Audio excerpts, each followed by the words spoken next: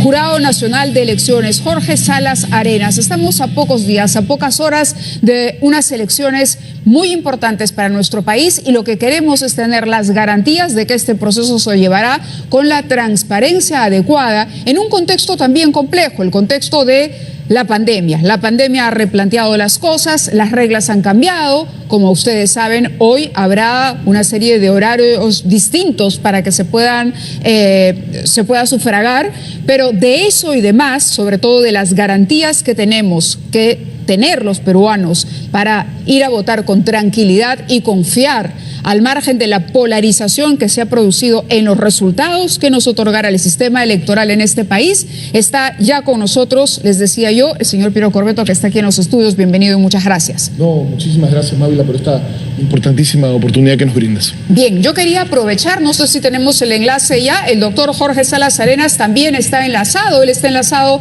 a través de Zoom, esto por las medidas de seguridad que hay que tomar. Le agradezco también, doctor Salas, su presencia en el programa. Muchas gracias por su invitación, muy gentil. Al contrario, gracias a ambos por estar aquí. Ojalá podamos mostrarles que tenemos a las autoridades del sistema electoral aquí juntas. Y lo primero que les pediría hoy, que se ha cerrado ya la campaña electoral, es desde sus organismos en particular, cuáles son las circunstancias en las que se llega a esta votación y qué es lo que los ciudadanos deben tener claro el día domingo por parte. ¿Cuál es el mensaje fundamental que quieren dar? En primer lugar, la OMPE, por ejemplo.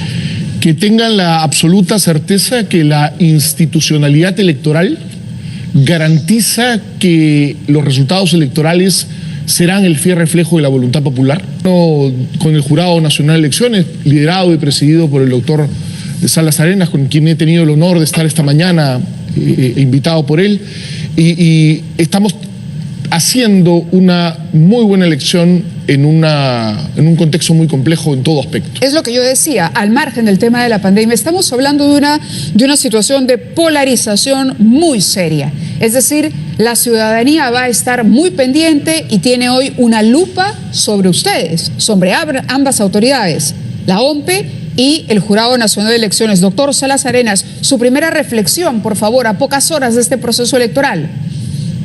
Sí, pues como usted muy bien ha señalado, se ha producido un fenómeno de una enorme polarización, pero además alimentada en algunos casos de manera poco razonable, con atisbos de violencia. Yo quiero expresar mi solidaridad con los periodistas que han sido amenazados, porque la polarización lleva a eso, y hay personas interesadas en generar conflicto, en generar inestabilidad. ¿Podría usted identificar con claridad quiénes son estas personas que quieren enturbiar el proceso electoral? Yo también quisiera identificar con toda claridad. Estoy todavía tratando de identificar quiénes son los que mueven a los hilos de la madeja. Pero en el momento lo que quiero dejar claro, reiterando, ratificando las palabras de Piero Corbeto, un excelente funcionario público, una persona que labora en su responsabilidad, que es fundamental en este proceso electoral. Él tiene la batuta en el proceso electoral que se avecina en pocos días. Ratificar que nosotros estamos trabajando, cada uno en su respectiva área, con la más absoluta fuerza y firmeza para que todo salga bien. Y desarrollaremos una segunda vuelta como la primera, cargada de transparencia, auditada por los organismos internacionales, también con la más absoluta claridad. Claro. Así que pueden confiar en el resultado.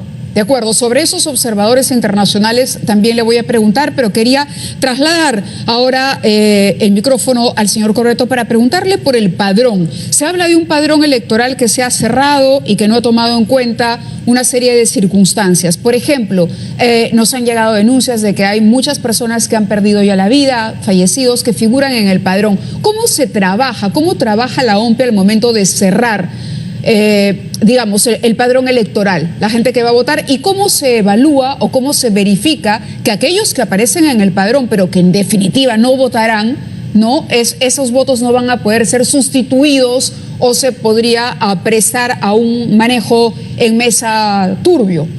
Bueno, en principio debemos decir que en el Perú los muertos no votan.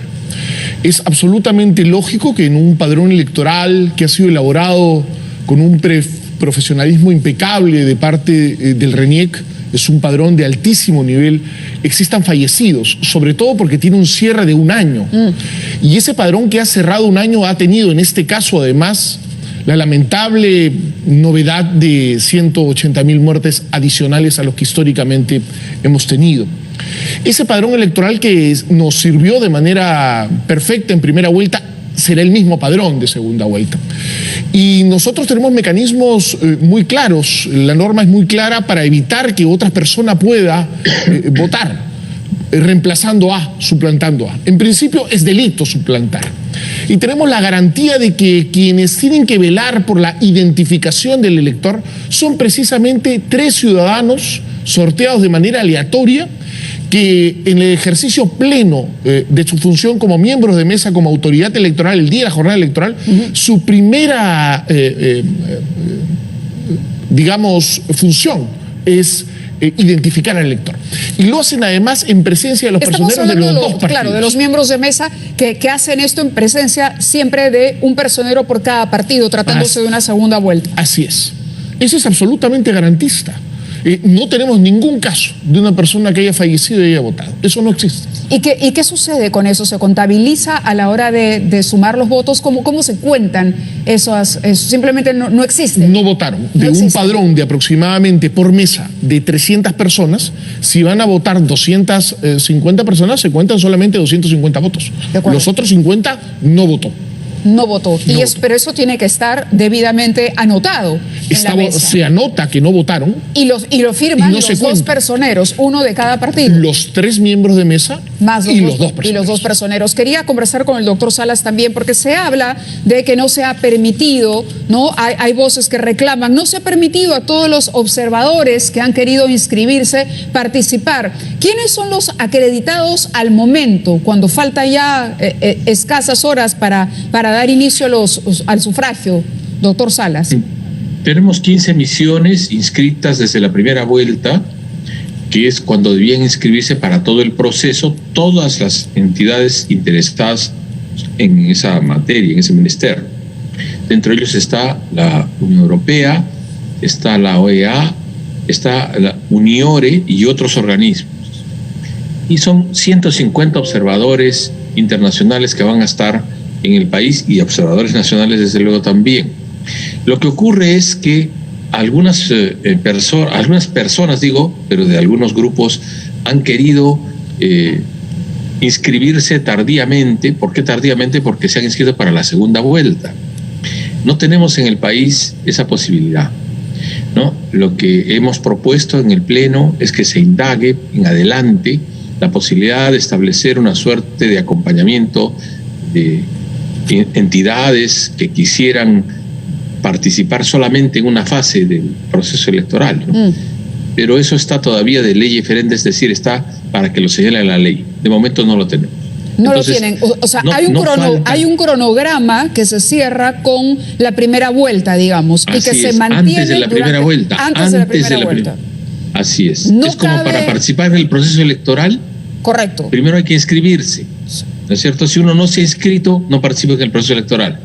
Bueno, entonces lo propio pasa con los observadores. De acuerdo. También hay críticas hacia el jurado por el tema de los condenados por terrorismo, ¿no? Se ha dicho, y ahí yo sé que usted tiene un interés particular en hacer un deslinde y una aclaración sobre ese punto. A ver, no existe ningún condenado por terrorismo. Su pregunta es excelente porque incluso se está distorsionando. Lamentablemente hay una moción parlamentaria suscrita por felizmente solo 10 congresistas que da a entender una cosa de esa naturaleza. No hay condenados por terrorismo, no tenemos un solo condenado por terrorismo postulando. Lo que tenemos son procesados. Y lo que dice la ley es que no se puede excluir a nadie que no esté por lo menos condenado en primera instancia, cuando menos. Y si no está nadie condenado, entonces, ¿cómo podríamos decir que lo está en primera instancia? y llanamente no hay condenas. El único que estuvo más cerca de serlo fue absuelto, y la Corte Suprema anuló, sin mi intervención, pero anuló. Estamos hablando de el congresista, el virtual congresista de Perú Libre, el señor Bermejo, ¿no? Es así. Él fue absuelto y la Corte Suprema, una sala penal de la Corte Suprema, anuló la absolución y ordenó un nuevo juzgamiento. Así es. ¿Cómo queda ese caso? ¿Cómo podría decirse que está condenado quien no tiene condena? Se nos está exigiendo de una manera sorpresiva y antijurídica completamente que el Pleno del Jurado Nacional de Elecciones, en principio, en instancia única y sin pronunciamiento previo, deje sin efecto la inscripción y la participación de una persona que no tiene condena. Pero en segundo lugar, digo instancia única porque tendría que haberse producido, en el peor de los casos, y en negado caso además de una posibilidad jurídica de tal naturaleza, haberse pronunciado el jurado electoral especial.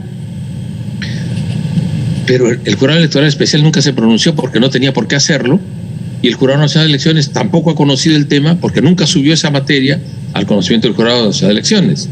Entonces, interesadamente, torticeramente se está diciendo que el Jurado Nacional de Elecciones y su presidente han permitido que 5 personas que están condenadas, primero dijeron eso, y luego procesadas por terrorismo, estén llegando al Parlamento Nacional por la votación popular. Pero procesadas es que no podemos hacer están, otra cosa. ¿no? Pero procesadas. Sí, procesados están, claro que están procesados, pero para eso funciona el concepto de la presunción de inocencia. Nadie es responsable hasta que no haya una sentencia firme, o por lo menos una sentencia en primera instancia en este caso, que así lo señale.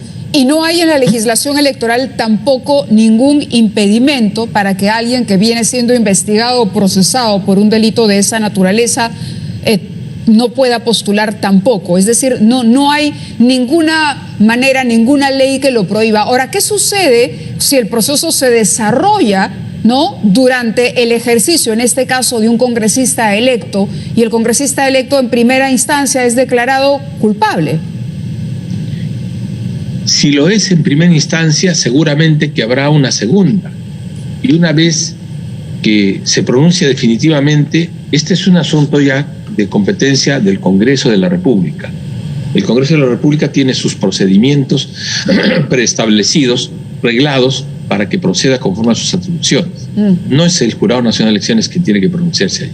O sea, al Congreso le correspondería, pero es interesante, y aquí les planteo la situación a los dos, es interesante porque ¿qué ocurriría si el Congreso, digamos, la persona de la que estamos hablando, de la que supuestamente podría ser condenada por terrorismo, tuviese una mayoría? Que no es el caso, pero supongamos en una elección donde se tuviese una mayoría dominante de un partido con muchas personas o con muchos candidatos que resulten procesados y que a la mitad de la gestión, no sé, evolucionando en sus procesos, finalmente son condenados. ¿No habría ahí un defecto de la legislación electoral? Porque lo que al final se estaría permitiendo, digo yo, es la presencia de personas condenadas ya.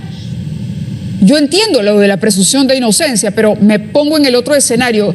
Si esto queda en manos del Congreso o automáticamente, una vez que la sentencia se hace de conocimiento del jurado, el jurado no nombra a un accesitario, que era lo que teníamos entendido, o eso no se produce. Lo que ocurre es que también podría ser absuelto. No digo que lo va a hacer, porque ya que estamos hablando de hipótesis, pero la condena en primera instancia no se toma en cuenta. Habría que esperar hasta que se agote el proceso judicial. El señor gran candidato presidencial, creo que debió ser Raúl Díaz Canseco. No lo fue por el egoísmo, los grillos que existen en ese partido. Pertenecía a la Comisión de Levantamiento de la Incompetencia del Congreso de la República. El Congreso de la República tiene sus procedimientos preestablecidos, reglados, para que proceda conforme a sus atribuciones. No es el Jurado Nacional de Elecciones que tiene que pronunciarse ahí. O sea, al Congreso le correspondería, pero es interesante, y aquí les planteo la situación a los dos, es interesante porque ¿qué ocurriría si el Congreso, digamos, la persona de la que estamos hablando, de la que supuestamente podría ser condenada por terrorismo, tuviese una mayoría? Que no es el caso, pero supongamos en una elección donde se tuviese una mayoría dominante de un partido con muchas personas o con muchos candidatos que resulten procesados y que a la mitad de la gestión, no sé, evolucionando en sus procesos, finalmente son condenados. ¿No habría ahí un defecto de la legislación electoral? Porque lo que al final se estaría permitiendo, digo yo, es la presencia de personas condenadas ya. Yo entiendo lo de la presunción de inocencia, pero me pongo en el otro escenario. Si esto queda en manos del Congreso o automáticamente, una vez que la sentencia se hace de conocimiento del jurado, el jurado no nombra a un accesitario, que era lo que teníamos entendido, o eso no se produce. Lo que ocurre es que también podría ser absuelto. No digo que lo va a hacer, porque ya que estamos hablando de hipótesis, pero la condena en primera instancia no se toma en cuenta. Habría que esperar hasta que se agote el proceso judicial completamente. Esa es la diferencia cuando ya se es congresista, ¿no? Porque nosotros hemos tenido un caso, yo pertenecía a la Comisión de Levantamiento de la Inmunidad Parlamentaria, y hubo una actitud de resistencia del Congreso de la República de entregar para juzgamiento a un señor que perteneció al ejército y se le imputaba el haber cometido peculado por apropiación de gasolina. ¿El caso de Donaire? ¿Perdón? El caso de Donaire. Bueno, usted lo ha señalado, ¿no? Entonces, esa situación puso en tensión al Poder Judicial, a la Comisión de Levantamiento de Inmunidad, con el Parlamento Nacional, que dijo que no podían de ninguna manera entregar a la ejecución de sentencia mientras no quedara firme la sentencia, y la sentencia estaba firme. Pero ellos dijeron, no, han pedido un recurso de casación, y bueno, el recurso de casación es extraordinario. Pero igual, no podemos entregar a nadie mientras el recurso de casación no quede firme. Ya está. Y no entregaron. Y cuando quedó firme la denegación del recurso de casación, recién se procedió. La opinión del jefe de la OMP, yo sé que no es el tema de su competencia, pero también quería preguntarle por la contabilización de las actas, ¿no? Este es un proceso en el que habrá que tener paciencia porque son comicios particulares. Ya está visto el tema de los horarios, eso ya está claro, ¿no? El tema de los horarios para que las personas, digamos, que tienen determinado rango de edad puedan ir a votar y no se produzca, digamos, el retraso que se produjo en la primera vuelta. Sí, nosotros hemos corregido por un problema focalizado en Lima Oeste, en donde teníamos el 43% de mesas abiertas cuando el nivel nacional era de 80%. Sin embargo, para evitar cualquier tipo de molestia y luego de pedirle disculpas a aquellos que se sintieron incómodos por la espera ante el incumplimiento o tardanza de los miembros de mesa, nosotros hemos modificado el horario escalonado, citando a los ciudadanos igual por franjas horarias, pero ahora comenzando con el que termina en 1 su documento nacional de identidad a las 7 de la mañana y así sucesivamente, teniendo una pausa de 2 horas entre las 2 y las 4 para poder convocar a las personas más vulnerables frente al virus. Adultos mayores, personas con comorbilidades, enfermedades previas, mujeres gestantes o lactantes, personas con discapacidad, para poderles brindar un mejor servicio personalizado y que necesariamente las mesas estén abiertas. Y respecto al segundo punto que ha tocado de las actas, es preciso señalar que debemos tener paciencia. Nosotros tenemos 5 momentos de repliegue que pueden ser coincidentes, pero hay que tenerlos absolutamente claro. Nosotros vamos a salir a las 11:30 de la noche con un primer avance de resultados. No son los resultados finales los proclama el pleno que lidera el doctor Salas Arenas. Eso será luego de todo el proceso. Nosotros vamos a presentar a las 11:30 el número de actas que tengamos procesadas a partir de nuestros repliegues de actas en 104 centros de cómputo. Pero el primer repliegue es lo que es urbano, menos de 1 hora. El segundo será urbano, más de 1 hora. Luego viene rural, luego viene selva. Y al final, martes, deberíamos estar llegando el 85% de las actas del exterior. Por tanto, les pedimos a todos que guarden paciencia, que obviamente tengan toda la tranquilidad y la seguridad que OMPE y el Jurado Nacional de Elecciones venimos haciendo el mejor trabajo para brindarles el mejor servicio a la ciudadanía. De acuerdo, doctor Salas, palabras finales respecto a esto también y el mensaje que quiera compartir con nosotros. En principio, señalarle a la colectividad que hay que decantar la información falsa, hay que separar la información falsa que ha inundado las redes sociales con la finalidad de desestabilizar el proceso electoral. Y hay que identificar a los falsarios y confiar en que las autoridades electorales estamos haciendo lo que corresponde. Están allí las auditorías en la práctica realizadas por los organismos internacionales y los resultados son probablemente de los mejores resultados que se han podido obtener en los procesos electorales latinoamericanos. Entonces, se está trabajando con mucha intensidad, con coordinación desde luego, cada quien en su respectivo rol. La OMPE es la encargada de desarrollar el proceso electoral el día 6 de junio y la RENIEC ha cumplido con efectuar los padrones y ya quedó claro que los muertos no votan, ni van a poder votar, porque sería de una complejidad enorme que importaría una confabulación terrible, imposible de realizar. Y el Jurado Nacional de Elecciones va a cumplir su rol como lo ha cumplido ya en la primera vuelta. Creemos que podremos tener en un tiempo, esperamos récord, ¿no?, las respuestas finales, dependiendo de la carga de actas observadas, porque nosotros no contamos votos. Claro, yo lo entiendo, pero luego vienen las impugnaciones también, ¿no? Pero no de los votos. Las impugnaciones de los votos terminan o se acaban ante los jurados electorales especiales. No suben al Jurado Nacional de Elecciones. Lo que sube al Jurado Nacional de Elecciones son las observaciones de actas, ¿no? Y en el proceso congresal han subido 20 actas, más 15 actas de los jurados del Parlamento Andino, 35 actas. Allí donde subían antes 200 actas, 300. Por eso no se anima a dar un plazo, a darnos un plazo, digamos. No sabemos cómo será de exigida los resultados de la segunda vuelta como efecto de las observaciones de acta. Pero vamos nosotros a esforzarnos para que cuanto antes tengamos resultados definitivos. Y lo que sí puedo garantizar es que nosotros tomamos la fotografía, todo el sistema electoral toma la fotografía, pero no la retocamos, nosotros no la repasamos, no la acomodamos, ni la vamos a acomodar. De acuerdo. El resultado que provenga de la voluntad popular será escrupulosamente respetado. De acuerdo. Les agradezco a ambos haber estado en el programa esta noche.